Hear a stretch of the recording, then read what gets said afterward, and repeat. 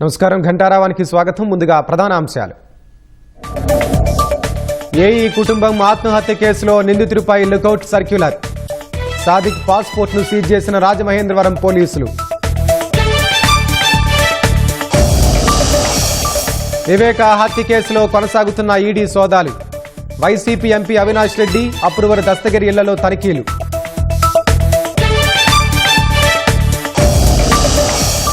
అంతిమ విజయం న్యాయానిదే. మార్గదర్శి కేసులో ఉండవల్లి పిటిషన్ను డిస్మిస్ చేసిన సుప్రీంకోర్టు.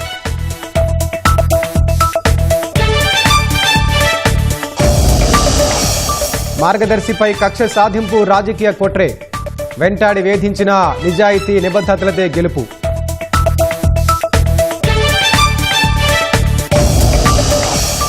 ముంబైలో నివాసాలపై కుప్పగొలిన భారీ క్రేన్. 10 మందికి పైగా గాయాలు, 2 ఇళ్లు ధ్వంసం.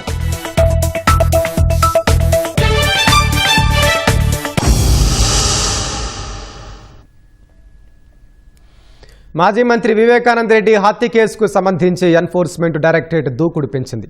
హైదరాబాద్, కడప జిల్లాలో మొత్తం 6 చోట్ల ఈ ఉదయం నుంచి ఈడీ అధికారులు సోదాలు చేస్తున్నారు. వివేక హత్య కేసులో రాజకీయ నేతల ప్రమేయం, మనీ లాండరింగ్ పై ఆరాధిస్తున్నారు. వైఎస్ వివేకానంద రెడ్డి హత్య కేసులో ఈడీ తనిఖీలు చేస్తోంది. మనీ లాండరింగ్ కోణంలో దర్యాప్తు చేపట్టిన ఈడీ అధికారులు ఏకకాలంలో సోదాలు చేస్తున్నారు. ఈడీ సోదాల వేళ కడప జిల్లా పులివెందులలో టెన్షన్ వాతావరణం నెలకొంది. అవినాష్ రెడ్డి నివాసానికి ఈడీ అధికారులు వెళ్లగా తాళం వేసి ఉండటంతో బయటే కొద్దిసేపు వేచి ఉన్నారు. కాసేపటికి అవినాష్ రెడ్డి చిన్నాన్న మనోహర్ రెడ్డిని పిలిపించిన అధికారులు తాళం తెరిపించి సోదాలు చేస్తున్నారు. మరోవైపు వివేక హత్య కేసు నిందితులు సునీల్ యాదవ్, దేవిరెడ్డి శివశంకరెడ్డి ఇళ్లలోనూ సోదాలు చేస్తున్నారు. కడప జిల్లా తొండూరు మండలం టీ తుమ్మలపల్లిలోని ఎర్రగంగిరెడ్డి నివాసంలోనూ తనిఖీలు చేపట్టారు. అదేవిధంగా పులివెందుల్లో అప్రూవర్గా మారిన దస్తగిరి ఇంట్లోనూ ఈడీ అధికారులు సోదాలు చేస్తున్నారు. శివశంకరెడ్డి ఇంట్లో ఆయన కుమారుడు డాక్టర్ చైతన్య రెడ్డిని ఈడీ అధికారులు ప్రశ్నిస్తున్నారు. గతంలో జరిగిన పరిణామాల దృష్ట్యా ఈడీ అధికారులకు భద్రత కల్పించేందుకు సిఆర్పీఎఫ్ బలగాలను రంగంలోకి దించినట్లు సమాచారం.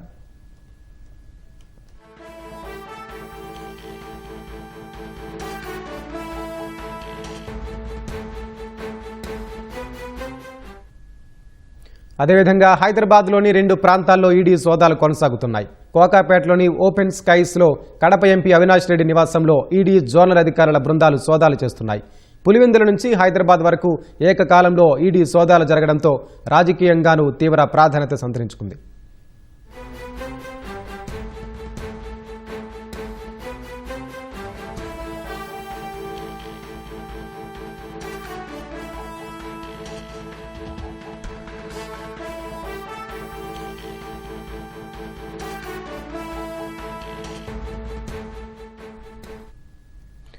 వివేక హత్య కేసుకు సంబంధించి సిబిఐ కేసు ఆధారంగా ఈడీ మరో కేసు నమోదు చేసి దర్యాప్తు చేపట్టింది. వివేక హత్య కేసులో రాజకీయ నేతల ప్రమేయం, మనీ లాండరింగ్పై ఈడీ ఆరాధిస్తోంది. హత్యకు ముందు నగదు లావాదేవీల వ్యవహారం బయటకు రావడంతో ఈడీ రంగంలోకి దిగింది.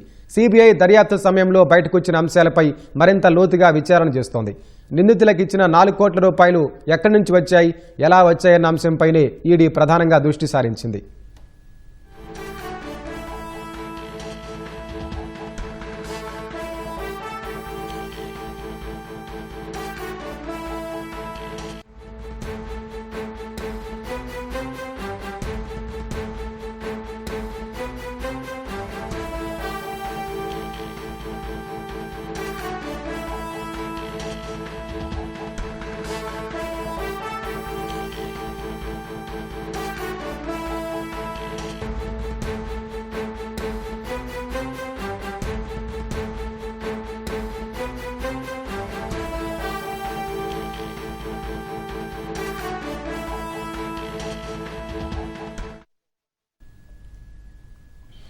కాకినాడ జిల్లా అన్నవరం ఆర్టీసీ బస్టాండును రవాణా శాఖ మంత్రి మన్నిపల్లి రాంప్రసాద్ రెడ్డి ఆకస్మికంగా తనిఖీ చేశారు. ముందుగా సత్యనారాయణ స్వామిని మంత్రి దర్శించుకుని పూజలు చేశారు. వేద పండితుల ఆశీస్సులు అందుకున్నారు. అనంతరం తిరుగు ప్రయాణంలో కొండ దిగున్న ఆర్టీసీ బస్టాండ్కి వెళ్లి తనిఖీ చేశారు. బస్టాండ్లో ఉన్న సదుపాయాలపై మన్నిపల్లి ఆరా తీశారు. ప్రయాణికులకు మెరుగైన సదుపాయాలు కల్పించాలని అధికారులకు సూచించారు. స్త్రీశక్తి పథకంపై మహిళల అభిప్రాయాలను అడిగి తెలుసుకున్నారు. ఉచిత బస్సు ప్రయాణంపై లబ్ధిదారులు హర్షం వ్యక్తం చేశారు. ఆ తర్వాత క్యాంటీన్కి వెళ్లి డ్రైవర్లు, కండక్టర్లతో కలిసి అల్పాహారం చేశారు. సిబ్బందితో ఆత్మీయంగా మాట్లాడి సమస్యలను అడిగి తెలుసుకున్నారు.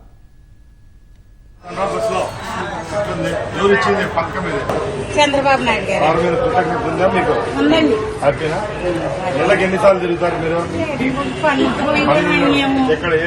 ఏదైనా అవసరం వస్తే వస్తామండి. పెళ్ళండి మా మేనల్లుడి దగ్గర. బాగా ఖర్చు అయ్యేది కదా, బాగా ఖర్చు అయ్యేది కదా, అంతా ఫ్రీనే కదా. ఏమైనా సమస్యలు ఉన్నాయి? సమస్యలు లేవండి, అన్ని బాగున్నాయి. ఏం సమస్యలు లేవు. బస్సుల్లో కుర్చీ సీట్లు అన్ని బాగున్నాయండి. అన్ని బాగున్నాయి. ఆశీర్వాదం. తూర్పుగోదావరి జిల్లా నిడదవోలు సామాజిక ఆరోగ్య కేంద్రాన్ని మంత్రి కందుల దుర్గేష్ గురువారం రాత్రి ఆకస్మిక తనిఖీ చేశారు. అసెంబ్లీ సమావేశాలు ముగిసిన తర్వాత రాత్రికి నిడదవోలు వచ్చిన మంత్రి నేరుగా ఆసుపత్రికి వెళ్లారు.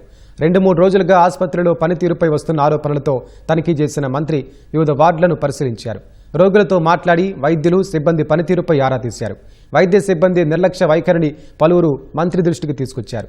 వైద్య సహాయం అందించడంలో నిర్లక్ష్యం వహిస్తే సహించేది లేదని మంత్రి దుర్గేష్ తేల్చి చెప్పారు. చాలా మంది సార్ ఇక్కడ ఉన్న సిబ్బంది మీతో చెప్పుకోలేకపోతున్నారండి. ఒక ఇంజక్షన్ చేయాలంటే గంట సార్, ఒక రోజు ఎక్కువచ్చినా తీసుకొచ్చామండి. ఈయన చెప్పిన పరీక్ష చేశారండి. చేసి ఆమె నొప్పి పెరిగితే మళ్ళీ తీసుకురండి అని చెప్పి ఆ ఇంజక్షన్ చేయడానికి గంట కూర్చోబెట్టిందండి. అప్పుడు గంట కూర్చోబెట్టి ఇంజక్షన్ చేసిందండి. నొప్పులు పడి మీరు మీకు జీతాలు ఇచ్చేది పేద ప్రజలకి సపోర్ట్ చేయడానికి. మీరు జీతాలు తీసుకుని నోటు చుట్టాలు సొసైటీ లేకపోతే లేదంటే ఈ హాస్పిటల్ ఎందుకు పెట్టారు? మీకు నచ్చకపోతే వెళ్ళి వేరే పని చేసుకోండి, వేరే చోటుకు వెళ్ళిపోండి. ఇక్కడ మాత్రం ఒక్కోసారి చూసినట్టు మాత్రం మీరు చూడండి. వరలక్ష్మి వ్రతం సందర్భంగా రాష్ట్ర ప్రజలకు ముఖ్యమంత్రి చంద్రబాబు శుభాకాంక్షలు తెలిపారు. సిరి సంపదలు, సౌభాగ్యం, సకల శుభాలకు అధిదేవత అయిన వరలక్ష్మీదేవి దివ్య ఆశీస్సులు ప్రజలందరిపై ఉండాలని ఆకాంక్షించారు. పాడి పంటలతో రాష్ట్రం సుభిక్షంగా ఉండాలంటూ ట్వీట్ చేశారు. శ్రావణ శుక్రవారం వరలక్ష్మి వ్రతం సందర్భంగా మంత్రి నారా లోకేష్ శుభాకాంక్షలు తెలియజేశారు. సౌభాగ్యాన్ని, ఐశ్వర్యాన్ని ఇచ్చే పండుగ వరలక్ష్మి వ్రతమని గుర్తు చేశారు. రాష్ట్ర ప్రజలకు దేవాదాయ శాఖ మంత్రి ఆనం రామనారాయణ రెడ్డి, జలవనరుల శాఖ మంత్రి నిమ్మల రామానాయుడు శుభాకాంక్షలు చెప్పారు. వరలక్ష్మి అమ్మవారి ఆశీస్సులతో ప్రతి ఇంటా సుఖశాంతులు, సిరి సంపదలు, సౌభాగ్యం వెల్లివిరియాలని కోరుకున్నారు. విజయవాడలోని కంచి కామకోటి పీఠం ఆధ్వర్యంలో నడుస్తున్న సంప్రదాయ కళాశాలలో శ్రావణ శుక్రవారం సందడి నెలకొంది. శ్రావణ శుక్రవారం సందర్భంగా వరలక్ష్మి అమ్మవారి వ్రతాన్ని ఘనంగా నిర్వహించారు. విద్యార్థినులు, ఉపాధ్యాయులు సాంప్రదాయ వస్త్రాల్లో తలుక్కుమన్నారు. విద్యార్థినులు అష్టలక్ష్ములుగా ఒక్కో వేషధారణలతో అలరించారు. సామూహిక పూజలు చేసి భక్తి పారవస్యంతో పులకించిపోయారు.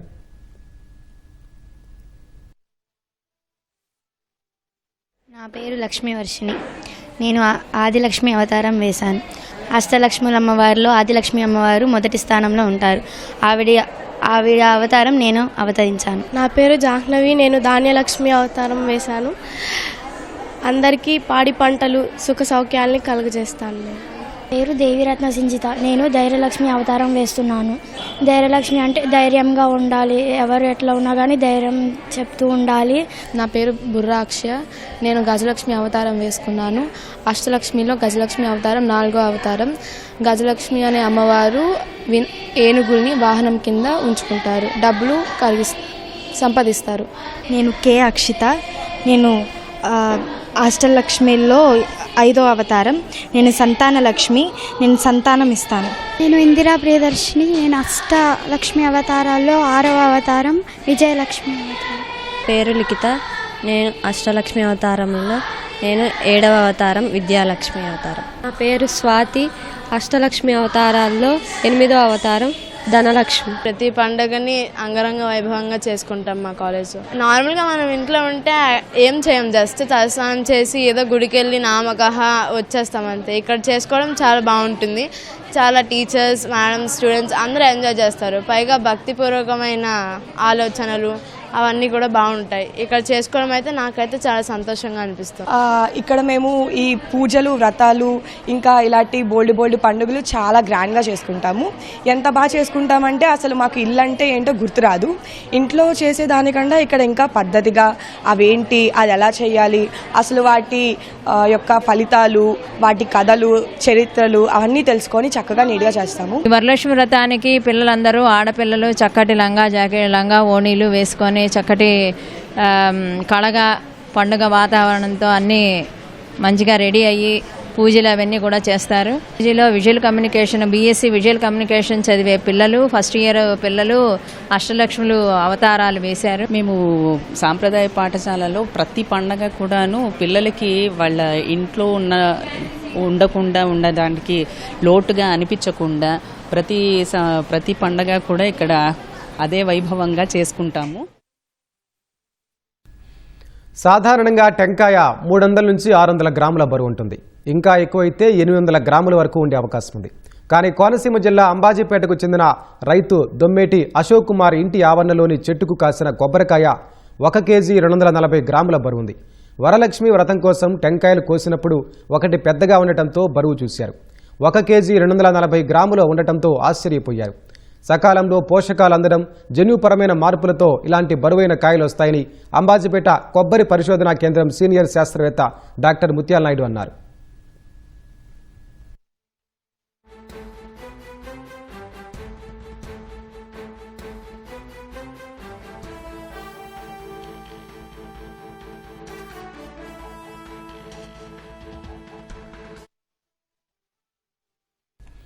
ఉత్తరాఖండ్లోని హరిద్వార్ రైల్వే స్టేషన్లో వాషింగ్ లైన్ వద్ద వందే భారత్ ఎక్స్ప్రెస్ రైలు కింద ట్రాక్లపై 10 అడుగుల భారీ కొండచిలువ కనిపించడం కలకలం రేపింది. దెహ్రాదూన్ ఆనంద్ విహార్ వందే భారత్ ఎక్స్ప్రెస్ రైలును శుభ్రం చేయడానికి నిలిపి ఉంచిన సమయంలో సిబ్బంది ఈ పామును గుర్తించారు.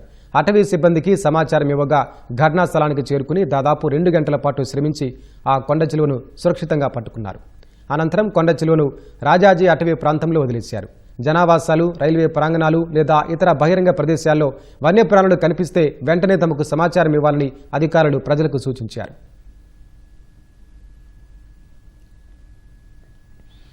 ఒడిశాలోని భద్రక్ జిల్లా ధామ్నగర్లో వరదల్లో చిక్కుకున్న వృద్ధురాలిని ఓ ఆశా వర్కర్ మోసుకుంటూ సురక్షిత ప్రాంతానికి చేర్చి మానవత్వాన్ని చాటుకున్నారు. భారీ వర్షాల కారణంగా ధామ్నగర్ బ్లాక్లోని పలు ప్రాంతాలు జలమయం కాగా సదరు వృద్ధురాలి ఇంట్లోకి కూడా వరద నీరు చేరింది. ఆపదలో ఉన్నారని సమాచారం అందుకున్న వెంటనే స్పందించిన ఆశా వర్కర్ మింటి సాహు వరద నీటిలో నడుచుకుంటూ ఆమె ఇంటికి చేరుకున్నారు.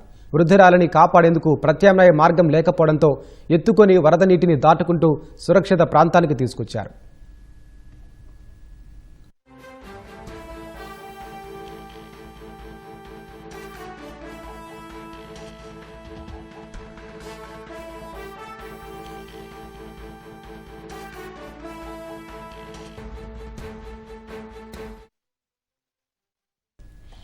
ముంబైలోని కుర్లా ప్రాంతం ఖురేషీ నగర్లో తెల్లవారుజామున ఓ భారీ క్రేన్ అదుపు తప్పి నివాస గృహాలపై కుప్పగూలింది. ఈ ఘటనలో 10 మందికి పైగా తీవ్రంగా గాయపడ్డారు. మహారాష్ట్ర గృహ నిర్మాణ ప్రాంతీయ అభివృద్ధి సాధికార సంస్థ చేపట్టనున్న పాత భవనాల కూల్చివేత పనుల నిమిత్తం పొక్లైన్ యంత్రం సాయంతో క్రేన్ను అమర్చుతుండగా ఈ ప్రమాదం సంభవించింది. ప్రమాదవశాత్తు క్రేన్ సెంట్రల్ రైల్వే లైన్కు చెందిన ఓవర్హెడ్ విద్యుత్ తీగలతో పాటు సమీపంలోని ఇళ్లపై పట్టడంతో 2 గృహాలు పూర్తిగా ధ్వంసమయ్యాయి. సమాచారం అందుకున్న విపత్తు నిర్వహణ సిబ్బంది హుటాహుటిన ఘటనాస్థలానికి చేరుకుని సహాయక చర్యలు చేపట్టారు. శిథిలాల కింద చిక్కుకున్న క్షతగాత్రులను వెలికితీసి ఆసుపత్రికి తరలించారు. గాయపడిన వారి ఆరోగ్య పరిస్థితి నిలకడగానే ఉందని అధికారులు వెల్లడించారు.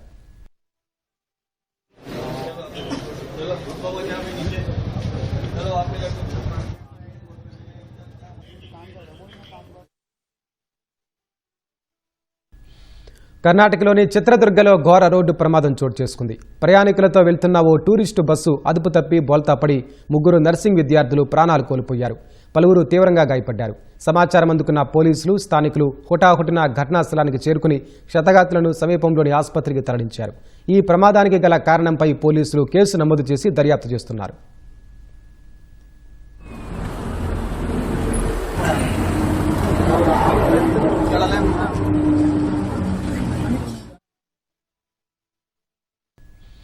తుర్కియే నుంచి సోమాలియా రాజధాని మొగడిషులోని సైనిక శిక్షణా కేంద్రానికి ఆయుధాలు సమాచార పరికరాలను తీసుకెళ్తున్న లుటుఫ్ అనే కార్గో నౌకను సముద్రపు దొంగలు హైజాక్ చేశారు. కామెరూన్ పతాకంతో ప్రయాణిస్తున్న ఈ నౌకలో మొత్తం 10 మంది సిబ్బంది ఉండగా వారిలో 6 భారతీయులు ఉన్నారు. మిగిలిన వారు తుర్కియే, జార్జియా, సెర్బియా దేశాలకు చెందినవారు ఉన్నారు.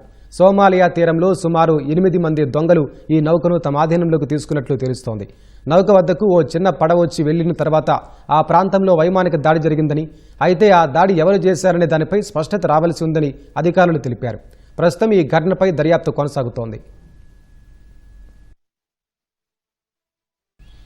పెరూలోని దక్షిణ ఆండీస్ పర్వత ప్రాంతంలో 6.7 తీవ్రతతో భూకంపం సంభవించింది. భూకంపం వల్ల పలు ఇళ్లు, ఆరోగ్య కేంద్రాలు, పాఠశాలలు దెబ్బతిన్నాయి. ఉపాహువాచో నగరానికి వాయువ్యంగా 38 కిలోమీటర్ల దూరంలో 66 కిలోమీటర్ల లోతులో భూకంప కేంద్రం నమోదైనట్టు యుఎస్ జియోలాజికల్ సర్వే తెలిపింది. రాజధాని లిమాతో పాటు ఇకా, అరెక్విపా, కుస్కో తదితర దక్షిణ పెరు ప్రాంతాల్లో ప్రకంపనలు తీవ్రంగా కనిపించాయి. పారినాకో చాస్ ప్రావిన్స్ రాజధాని కొరాకొరాలో ఇళ్ల నుంచి సురక్షిత ప్రాంతాలకు వెళ్తుండగా 2 గాయపడ్డారని అధికారులు తెలిపారు. పసిఫిక్ రింగ్ ఆఫ్ ఫైర్ పరిధిలో ఉన్న పెరూలో భూకంపాలు సర్వసాధారణంగా సంభవిస్తుంటాయి. 2007లో ఇకా ప్రాంతంలో 7.9 తీవ్రతతో వచ్చిన భూకంపం దాదాపు 600 మంది ప్రాణాలను బలిగొంది. దక్షిణ అమెరికా దేశం కొలంబియాలోని పోలికార్పా ప్రాంతంలో ఓపెన్ పిట్ బంగారు గని కుప్పకూలిన ఘటనలో 13 మంది ప్రాణాలు కోల్పోయారు. 7 తీవ్రంగా గాయపడ్డారు. ప్రమాదం జరిగిన వెంటనే అగ్నిమాపక సిబ్బంది సహాయక చర్యలు చేపట్టారు.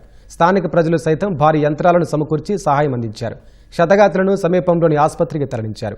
ఈ గనిని అక్రమంగా నిర్వహిస్తున్నట్లు అధికారులు నిర్ధారించారు. ఇటువంటి అక్రమ బంగారు తవ్వకాల ద్వారా వచ్చే ఆదాయాన్ని సాయుధ ముఠాలు, డ్రగ్స్ రవాణా సహా పలు చట్టవిరుద్ధ కార్యకలాపాల కోసం వినియోగిస్తున్నాయని పేర్కొన్నారు. పాకిస్తాన్ మాజీ ప్రధాని ఇమ్రాన్ ఖాన్ను రావల్పిండిలోని అడియాలా జైలు నుంచి ఇస్లామాబాద్లోని షిఫా ఇంటర్నేషనల్ ఆసుపత్రికి తరలించారు. అత్యంత కట్టుదిట్టమైన భద్రతా ఏర్పాట్ల నడుమ ఈ తెల్లవారుజామున ఆయన్ను జైలు నుంచి ఆసుపత్రికి తీసుకొచ్చినట్లు అధికారులు వెల్లడించారు. భద్రతా కారణాల దృష్ట్యా భారీ ఎత్తున బలగాలను మోహరించి ఈ తరలింపు ప్రక్రియను పూర్తి చేశారు. పాకిస్తాన్ సుప్రీంకోర్టు ఆదేశాల మేరకు పీటీఐ వ్యవస్థాపకుడు మాజీ ప్రధాని ఇమ్రాన్ ఖాన్కు వైద్యం అందించేందుకు భారీ భద్రత నడుమ ఆసుపత్రికి తీసుకెళ్లారు. అక్కడ 6 స్పెషలిస్టు వైద్యుల బృందం పలు పరీక్షలు నిర్వహించి ఇమ్రాన్ ఖాన్ ఆరోగ్యంగానే ఉన్నారని, ఆసుపత్రిలో అడ్మిట్ అవ్వాల్సిన అవసరం లేదని నిర్ధారించింది. దీంతో తిరిగి కట్టుదిట్టమైన భద్రత మధ్య జైలుకు పంపించారు. 2023 ఆగస్టు నుంచి పలు కేసుల్లో జైల్లో ఉంటున్న ఇమ్రాన్ ఖాన్ పలు ఆరోగ్య సమస్యలతో బాధపడుతున్నారు. ఇమ్రాన్ ఖాన్ కుటుంబం ఆయన ఆరోగ్యంపై తీవ్ర ఆందోళన వ్యక్తం చేసింది. ప్రైవేట్ ఆసుపత్రికి తరలించాలని కోరగా సుప్రీంకోర్టు వైద్య పరీక్షలకు ఆదేశించింది. హర్ముజ్ జలసంధిలో ఏప్రిల్ 22న పనామా జెండాతో వెళ్తున్న ఒక నౌకపై ఇరాన్కు చెందిన సాయుధ దళాలు కాల్పులు జరిపిన దృశ్యాలను భారత నావికుల సంఘం FSUI Xలో పోస్టు చేసింది. చిన్న పడవలతో నౌకపై IRGC దళాలు చుట్టుముట్టి కాల్పులు జరిపినట్టు ఆ దృశ్యాల్లో ఉంది. ఘటన సమయంలో నౌకలో మొత్తం 22 మంది సిబ్బంది ఉండగా వారిలో 21 మంది భారతీయులేనని FSUI తెలిపింది. ప్రాణాలు దక్కించుకునేందుకు వారంతా కంటైనర్ల మధ్య దాక్కున్నట్టు పేర్కొంది. ఈ వీడియోను ప్రధాని కార్యాలయం, విదేశాంగ శాఖకు FSUI ట్యాగ్ చేసింది. హర్ముజ్ జలసంధిలో నావికులకు పొంచి ఉన్న ముప్పును వివరించింది. ఈ దాడి నుంచి సిబ్బంది అంతా సురక్షితంగా బయటపడ్డారని, ఈ ఘటనపై ఇరాన్ వద్ద ఆందోళన వ్యక్తం చేశామని భారత ప్రభుత్వం తెలిపింది. ఐరాస నివేదిక ప్రకారం ఫిబ్రవరి 28 తర్వాత హర్ముజ్లో జరిగిన దాడుల్లో 15 మంది నావికులు చనిపోగా వారిలో అత్యధిక శాతం భారతీయులే అన్నారు. లారెన్స్ బిష్నోయ్ గ్యాంగ్తో సంబంధాలున్న భారతీయ పౌరుడు కమల్ కోసం అమెరికా దర్యాప్తు సంస్థ FBI గాలింపు చర్యలు ముమ్మరం చేసింది. బెదిరింపులు, వసూళ్ల ద్వారా వాణిజ్య కార్యకలాపాలకు ఆటంకం కలిగించేందుకు కుట్ర పన్నిన అంతర్జాతీయ నేర సంస్థలో కమల్ ప్రమేయం ఉన్నట్లు FBI వెల్లడించింది. పంజాబ్ కేంద్రంగా పుట్టుకొచ్చిన లారెన్స్ బిష్నోయ్ గ్యాంగ్ కాలిఫోర్నియా సహా పలు ప్రాంతాల్లో తమ కార్యకలాపాలను విస్తరించిందని పేర్కొంది. ఈ ఆరోపణల నేపథ్యంలో California central district court July 1న కమల్పై అరెస్టు వారెంట్ జారీ చేసింది.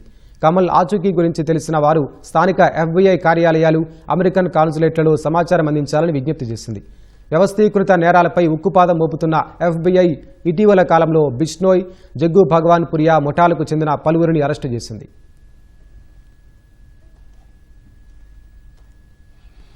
20 ఏళ్ల సుదీర్ఘ న్యాయ పోరాటంలో మార్గదర్శి ఫైనాన్షియర్స్ విజయం సాధించింది.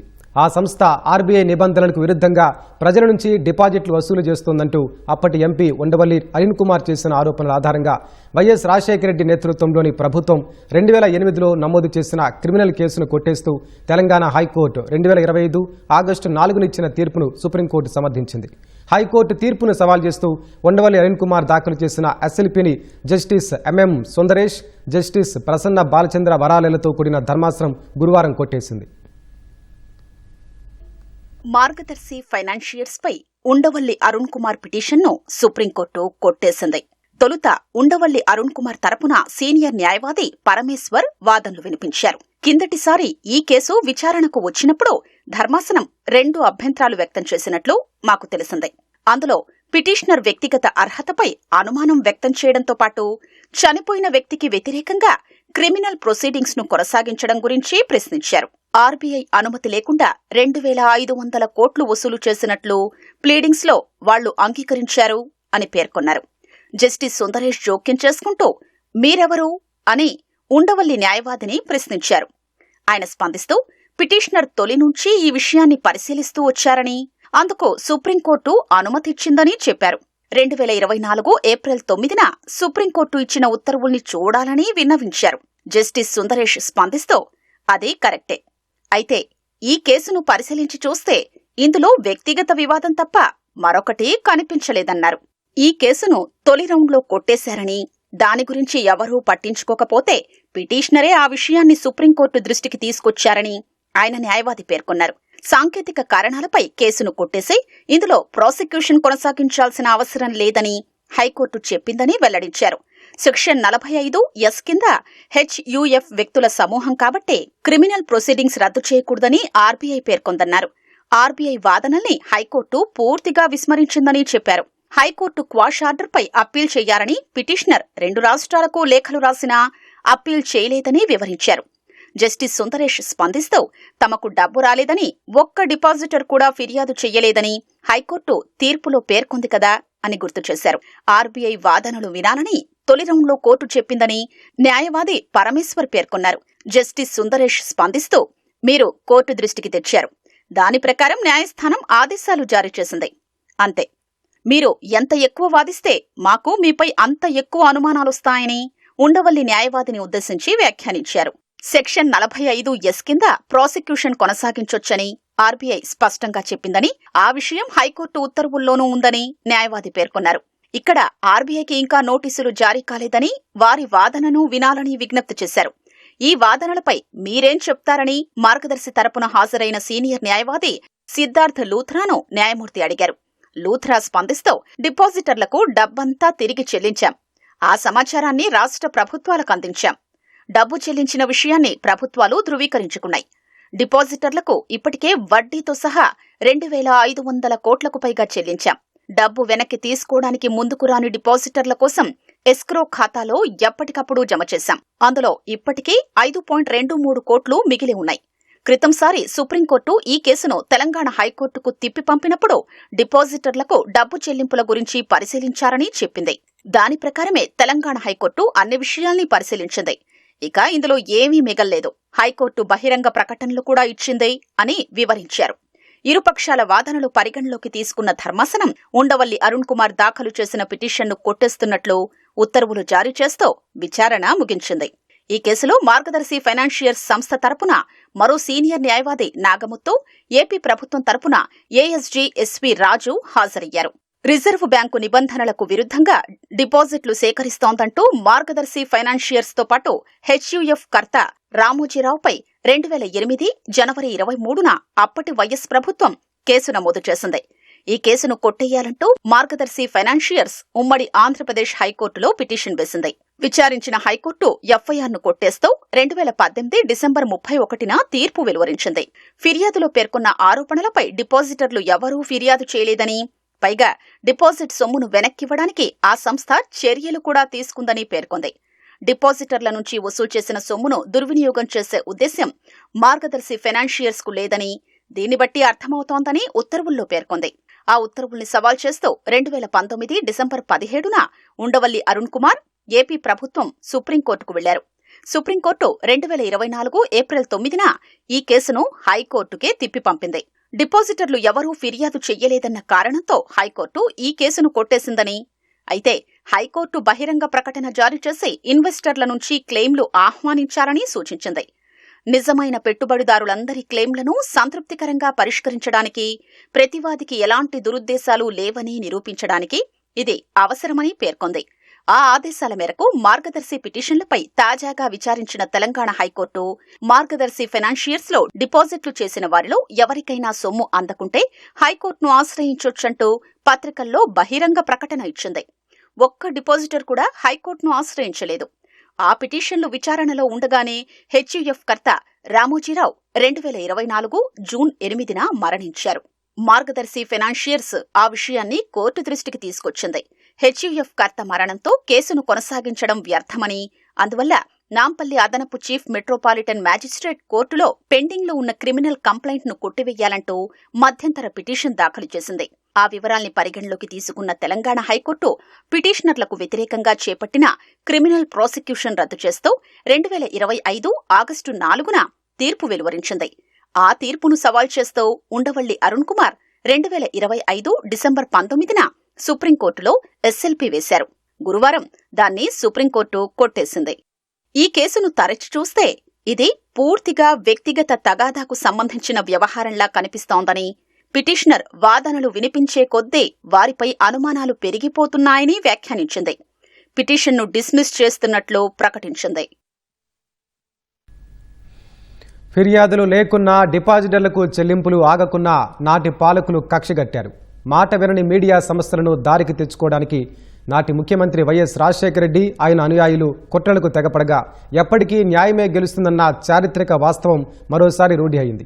రామోజీ గ్రూప్ సంస్థల ఆర్థిక మూలాలను దెబ్బతీస్తే రామోజీరావు మీడియా సంస్థలు తలగ్గొతాయన్న వైఎస్ ఆదేశాలతో ఆయన వీర విధేయుడు ఉండవల్లి అరుణ్ కుమార్ ఇన్నేళ్లు వండి వార్చిన అవాస్తవాలు గాలివాటమేనని తేలిపోయింది. మార్గదర్శి ఫైనాన్షియర్స్ మదుపుదారులు సంస్థపై ఉంచిన అచంచల విశ్వాసమే అంతిమంగా విజయం సాధించింది. చట్టాల అమల్లో సంస్థకున్న నిబద్ధత, రామోజీ గ్రూప్ సంస్థల క్రమశిక్షణకు సుప్రీంకోర్టు తీర్పు దర్పణం పట్టింది. మార్గదర్శి ఫైనాన్షియర్స్ మదుపుదారులు సంస్థపై ఉంచిన అచంచల విశ్వాసమే అంతిమంగా విజయం సాధించింది. చట్టాలపై సంస్థకున్న అపార గౌరవంతో పాటు రామోజీ గ్రూప్ సంస్థల క్రమశిక్షణ, నిజాయితీలకు అత్యున్నత న్యాయస్థానం తీర్పు దర్పణం పట్టింది.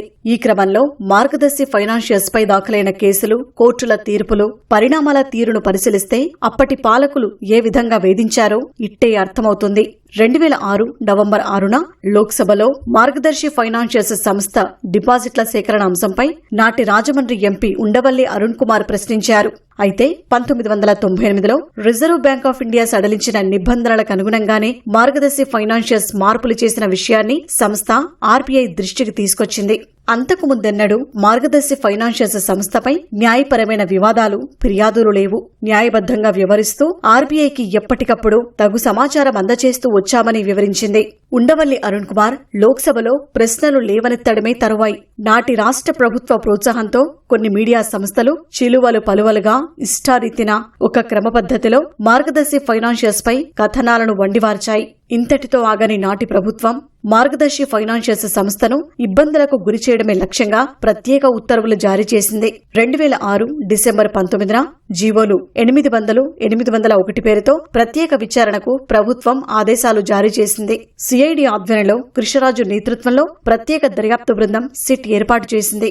మార్గదర్శి కార్యాలయాల్లో సిట్ బృందాలు విచారణ పేరుతో తనిఖీలు చేపట్టాయి. డిపాజిటర్లను, సిబ్బందిని భయభ్రాంతులకు గురిచేస్తూ కార్యాలయాల్లో హడావుడి చేసి ఆందోళన రేకెత్తేలా ప్రయత్నించాయి. పలు రికార్డులను స్వాధీనం చేసుకున్నాయి. ఇదే తరుణంలో విచారణ పేరుతో డిపాజిటర్లు మార్గదర్శి సిబ్బందిని పిలిచి విచారించింది. విచారణలో విషయమేదీ లేకున్నా అవాస్తవాలను వారికి అనుకూలమైన మీడియా సంస్థలకు అందించడం ద్వారా మార్గదర్శి ఫైనాన్షియర్స్ ఆర్థిక మూలాలను దెబ్బతీయాలని శక్తి మేరకు ప్రయత్నించారు. ప్రసార మాధ్యమాల్లో ప్రభుత్వ పెద్దల సూచనలతో ఇష్టారీతిన ప్రసారాలు చేయించారు. ప్రభుత్వాధినేతల ఆదేశాలతో సెట్ బృందం మార్గదర్శి సంస్థ ఆస్తులను అటాచ్ చేసేందుకు ప్రయత్నించింది. ఈ ప్రయత్నాలపై మార్గదర్శి సంస్థ సుప్రీంకోర్టును ఆశ్రయించింది. 2007 ఆగస్టులో మార్గదర్శి పిటిషన్ను విచారించిన సర్వోన్నత న్యాయస్థానం రాష్ట్ర ప్రభుత్వ చర్యలపై స్టే విధిస్తూ ఆదేశాలు ఇచ్చింది. ఒకవైపు న్యాయస్థానాలు మార్గదర్శి పిటిషన్తో స్టే జారీ చేసినా రాష్ట్ర ప్రభుత్వ వేధింపులు మాత్రం ఆగలేదు. అప్పటి సిట్ అధికారి కృష్ణరాజు 2008 జనవరిలో నాంపల్లి కోర్టులో కేసు నంబర్ 540/2008తో మార్గదర్శిపై క్రిమినల్ ఫిర్యాదు చేశారు. అదే సమయంలో కేంద్ర ప్రభుత్వ ఆదేశాల మేరకు ఆర్బీఐ మార్గదర్శి ఫైనాన్షియల్స్ పై విచారణ చేపట్టింది. 2008 నవంబరులో కేంద్రానికి నివేదిక సమర్పించింది. ఆ నివేదికలో మార్గదర్శి ఫైనాన్షియల్స్ లో గడువు ముగిసిన డిపాజిట్లను తిరిగి చెల్లించే విధంగా అవకాశం ఇవ్వాలని ఆర్బీఐ కేంద్ర ప్రభుత్వానికి సూచించింది. ఆర్బీఐ సలహా మేరకు కేంద్ర ప్రభుత్వ ఆదేశాలతో మార్గదర్శి ఫైనాన్షియల్స్ సంస్థ ప్రత్యేకంగా ఎస్క్రో ఖాతాను ఏర్పాటు చేసి డిపాజిట్లకు సంబంధించిన మొత్తాన్ని దానిలో జమ చేసింది. 2011-12 సంవత్సరం నాటికి మార్గదర్శి ఫైనాన్షియల్స్ ఎస్క్రో ఖాతా ద్వారా డిపాజిటర్లకు చెల్లింపులు పూర్తి చేసింది. డిపాజిట్ల గడువు ముగిసినప్పటికీ క్లెయిమ్ చేయని 5,23,00,000 రూపాయలు ఎస్క్రో ఖాతాలో ఇప్పటికీ మిగులుగా ఉన్నాయి. తదుపరి పరిణామ క్రమంలో మార్గదర్శి ఫైనాన్షియల్స్ సంస్థ హైకోర్టులో క్రిమినల్ పిటిషన్స్ ను సమర్పించింది. అప్పటి హైకోర్టు కేసు పూర్వాపరాలను పరిశీలించి మార్గదర్శి ఫైనాన్షియల్స్ దాఖలు చేసిన క్రిమినల్ పిటిషన్ ను అనుమతిస్తూ 2018 డిసెంబర్లో క్రిమినల్ కంప్లైంట్స్ ను కొట్టివేసింది. ఈ పరిణామాలతో సంతృప్తి చెందని ఫిర్యాదుదారు ఉండవల్లి అరుణ్ కుమార్ అవాస్తవాలను ప్రోది చేస్తూ సుప్రీంకోర్టులో పిటిషన్ దాఖలు చేశారు. ఉండవల్లి దాఖలు చేసిన స్పెషల్ లీవ్ పిటిషన్ను స్వీకరించిన సుప్రీంకోర్టు 2024 ఏప్రిల్ 9న తిరిగి హైకోర్టుకే పంపింది. వాస్తవ పెట్టుబడిదారులు, డిపాజిటర్ల నుంచి అభ్యంతరాలను ఆహ్వానించాలని, మార్గదర్శి ఫైనాన్షియల్స్ పై క్రిమినల్ ప్రొసీడింగ్ ను కొనసాగించాల్సిన అవసరం ఉందా లేదా నిరర్ధకమా అని తేల్చాలని హైదరాబాద్ హైకోర్టును సుప్రీంకోర్టు ఆదేశించింది. ఆర్బీఐ, ఏపీ, తెలంగాణ రాష్ట్రాలను కూడా ఈ కేసులో పార్టీలుగా చేసి వాదనలు వినిపించాలని సూచించింది.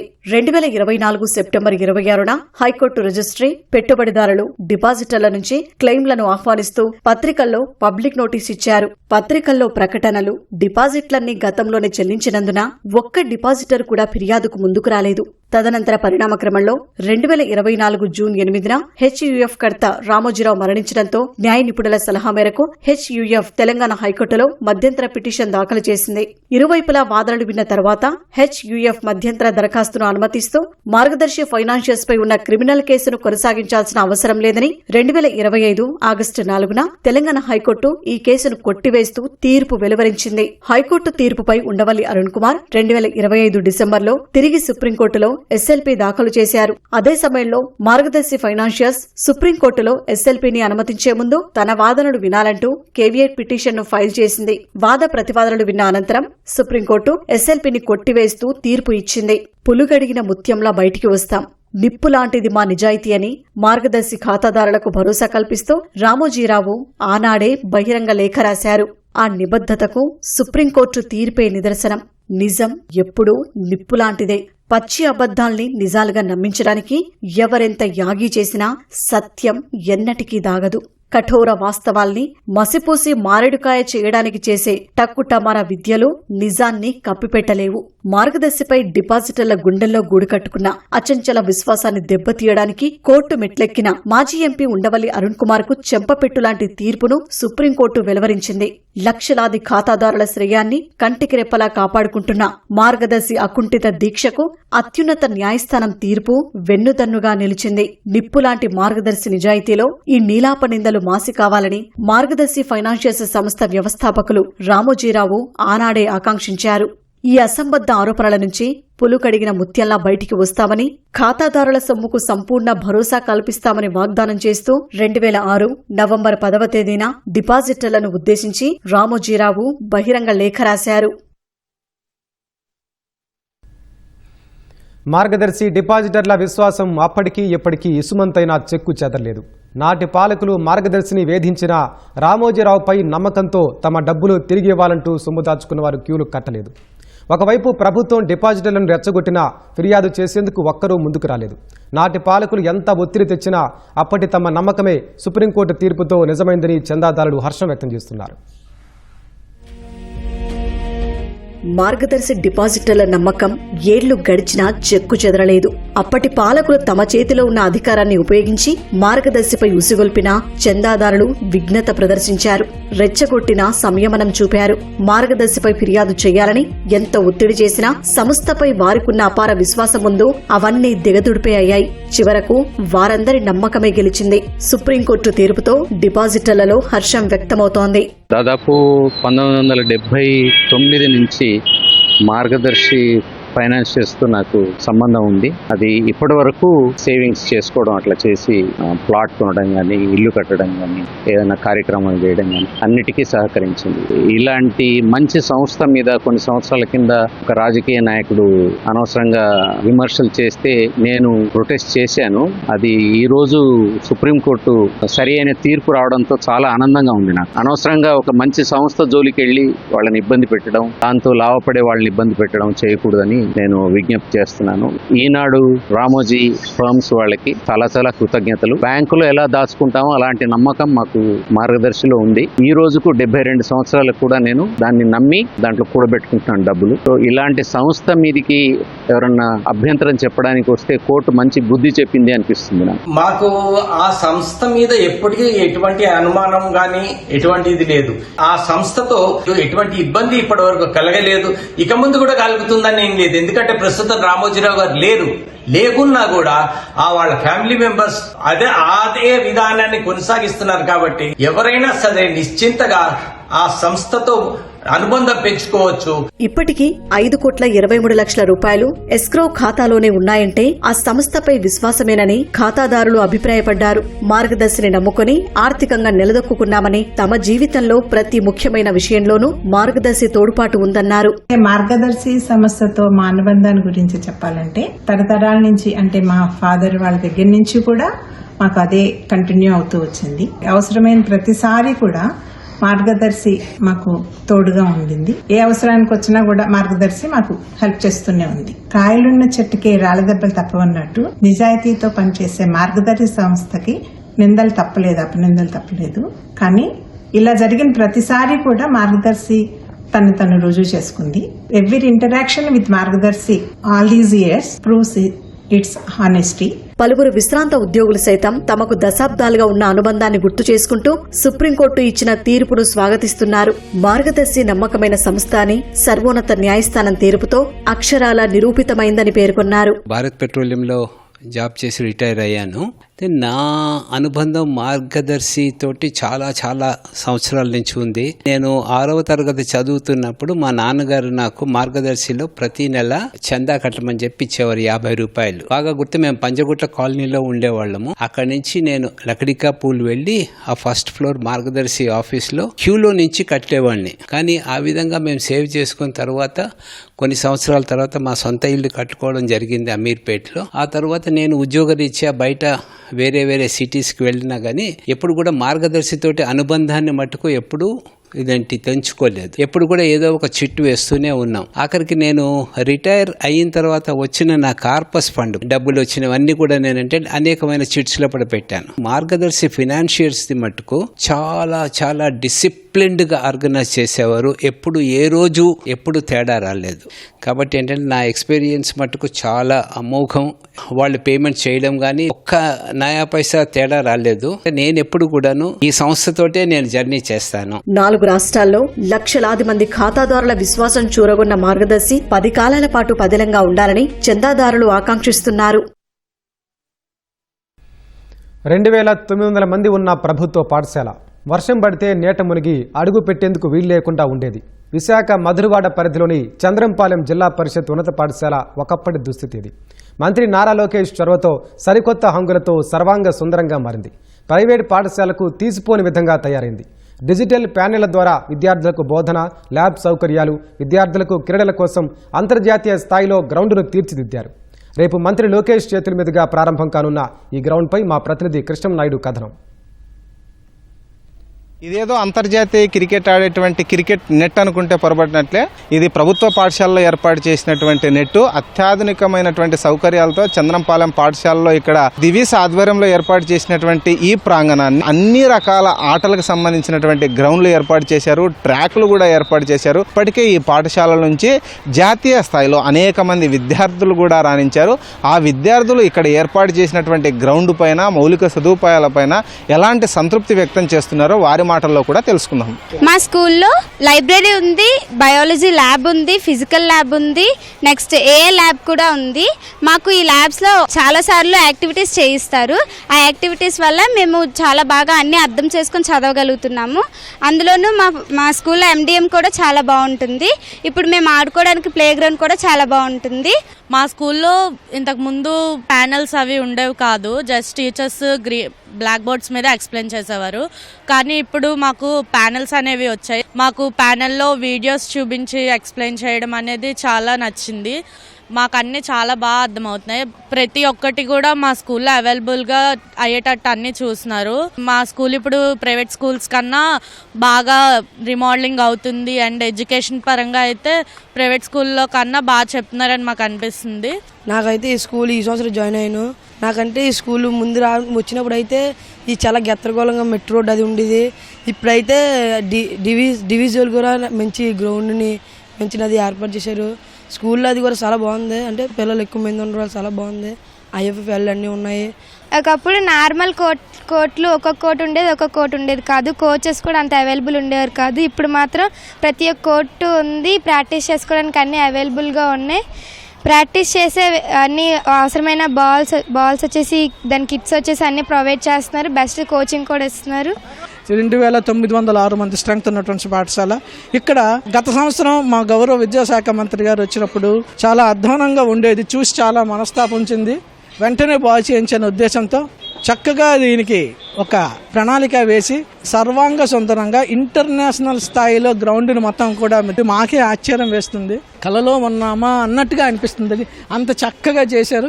ఇక్కడ వాటర్ ఎప్పుడు వస్తుంటుంది అనేసి దీనికి అండర్ గ్రౌండ్ వాటర్ సిస్టమ్ కూడా చేయించారండి. సుమారుగా 45 లక్షలతో మొట్టమొదటిగా కేవలం స్కూల్లో గ్రౌండ్ని మాత్రమే అప్పటి ఉన్నటువంటి పరిస్థితుల్లో మట్టిని తీసి మట్టిని ఫిలప్ చేసి కాస్త కాంపాక్ట్ చేసి నీళ్లు నిలవకుండా ఉండడానికి వీలైనంతగా తయారు చేసి ఇవ్వమనే ఉద్దేశంతో ఈ ప్రాజెక్ట్ మొదలుపెట్టి తరువాత ఆ ప్రాజెక్ట్ని పిల్లల కోసం వాళ్ళకి కావలసినటువంటి పూర్తిగా ప్లే గ్రౌండ్ని ఏర్పాటు చేయడానికి ఏ విధంగా అవుతుంది అనే విధంగా మనం తయారు చేస్తే బాగుంటుంది అనే ఉద్దేశంతో ప్లే గ్రౌండ్లో వాటర్ నిలవకూడదని డ్రైన్ని ఏర్పాటు చేసి ప్లే గ్రౌండ్ మొత్తం తయారు చేసి స్కూల్ని పూర్తిగా CC ఫ్లోరింగ్తో విద్యార్థులందరూ కూడా వారికి 3 RO ప్లాంట్లు చిన్న చిన్నవి స్కూల్లో పెట్టడం జరిగింది. అదేవిధంగా మొత్తం స్కూల్ మొత్తం కూడా క్యారిడార్స్ అన్నింటిలోనూ థీమ్ పెయింటింగ్ చేసి వీటన్నిటికీ సుమారుగా 6,48,00,000 వెచ్చించి వీటన్నిటిని కూడా స్కూల్కి అందించడానికి దివీస్ యాజమాన్యం సిద్ధంగా ఉంది. ఒకప్పుడు ఈ పాఠశాలలోకి వర్షాకాలం అడుగు పెట్టాలంటే విద్యార్థులకంతా పూర్తిగా బృహమైపోయినటువంటి గ్రౌండ్ మాత్రమే ఉండేది. కానీ ఇప్పుడు పూర్తిగా వసతులన్నీ మారిపోయాయి. దివీస్ యాజమాన్యం కృషితో ఈ పాఠశాలలో 6 కోట్ల రూపాయలతో ఏర్పాటు చేసినటువంటి అత్యాధునిక వసతులతో ఉన్నటువంటి గ్రౌండ్ను చూసి విద్యార్థులు ఆశ్చర్యపోతున్నారు. ప్రైవేటు పాఠశాలలో సైతం ఇలాంటి గ్రౌండ్ లేదని కూడా అంటున్నారు. ఇక్కడ ఉన్నటువంటి మౌలిక వసతులపైన విద్యార్థుల సంతృప్తి వ్యక్తం చేయడంతో పాటు తమకు ఆడుకునేటువంటి స్థలాలని ఏర్పాటు చేసినటువంటి కృషి చేసినటువంటి ప్రభుత్వానికి కూడా అభినందనలు తెలుపుతున్నారు. కెమెరామెన్ నరేష్తో కృష్ణంనాయుడు, ETV న్యూస్, విశాఖపట్నం నుంచి.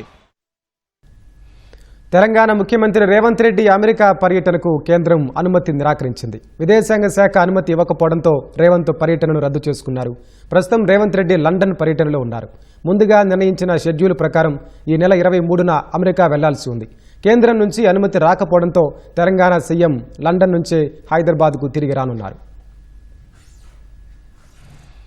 నెల్లూరు జిల్లా అనంతసాగరంలో 5 ఏళ్ల బాలుడి ధైర్యం, ఉత్సాహం అబ్బురపరిచింది. SC కాలనీలో పోలీసులు కార్డన్ సెర్చ్ చేస్తుండగా ఓ వ్యక్తి బైక్ను రోడ్డుపై పెట్టాడు. వెంటనే పరుగున పోలీసులు దగ్గరకొచ్చిన 5 ఏళ్ల వడ్లపల్లి మహేంద్ర, మా నాన్న రోడ్డుపైనే బైక్ పెట్టాడు, వచ్చి పట్టుకోండి సార్ అంటూ పోలీసులకు ఫిర్యాదు చేశాడు. అంతటితో ఆగకుండా పోలీసులను వెంటబెట్టుకుని ఇంటికి తీసుకెళ్లాడు. మా నాన్న బైక్ ఎక్కడుంది చూడండి అని చెప్పాడు. చిన్నారి ఉత్సాహాన్ని మెచ్చుకున్న పోలీసులు ద్విచక్ర వాహనం పత్రాలను పరిశీలించారు. పొల్యూషన్ సర్టిఫికేట్ లేకపోవడంతో ఫైన్ వేశారు.